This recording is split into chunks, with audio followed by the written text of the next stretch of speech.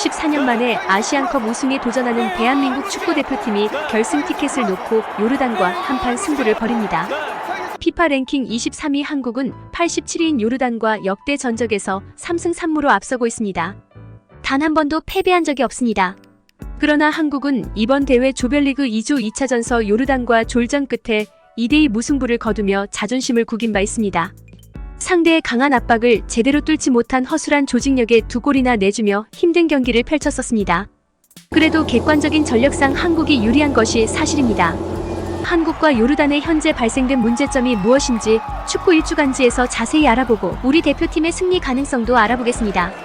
요르단은 총 24명의 선수가 훈련장 잔디를 밟았습니다. 에이스 알타마리의 얼굴은 보이지 않았습니다.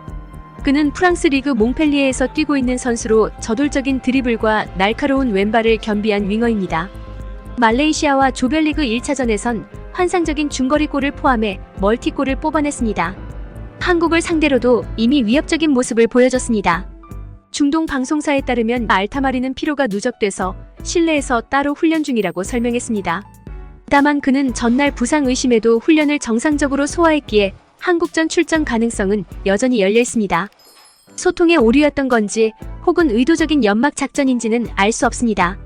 다만 한 외신 기자는 이렇게 거짓 정보를 내놓는 경우가 적지 않다고 귀띔했습니다.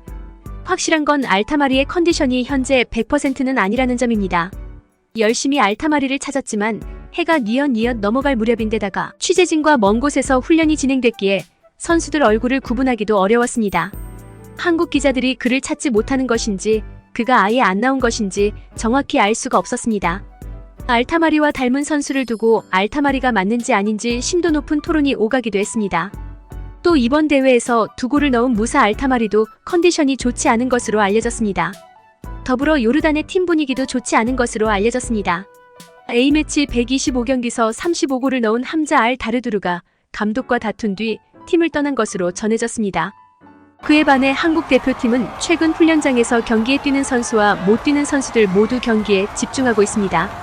특히 경기에 나서지 못하는 선수들도 자신의 역할을 충실히 하면서 팀의 좋은 분위기를 불어넣고 있다고 전했습니다. 클린스만 감독이 선수들을 불러 모아 2분 정도 이야기를 나눈 뒤 훈련이 시작됐습니다. 미디어에 공개된 15분 동안 선수들은 화기애애한 분위기에서 러닝 등으로 컨디션을 끌어올렸습니다. 워밍업 이후에는 볼 돌리기, 패스 훈련 등을 진행했습니다. 주장 손흥민은 볼 돌리기를 하는 동안 김영권과 김진수, 박용호 등이 실수를 할 때마다 장난스레 꾸짖으며 훈련장의 분위기를 끌어올렸습니다. 호주와의 8강전에서 상대에게 강한 태클을 당했던 황희찬은 전날에 이어 이날도 큰 문제 없이 훈련에 참여해 부상 우려를 시선했습니다. 대표팀 관계자는 큰 부상자는 없습니다. 우선은 피곤한 선수들이 많기 때문에 회복에 집중하면서 다음 경기를 준비하고 있다며 부상자로 인한 전력 이탈은 없을 것이라고 설명했습니다.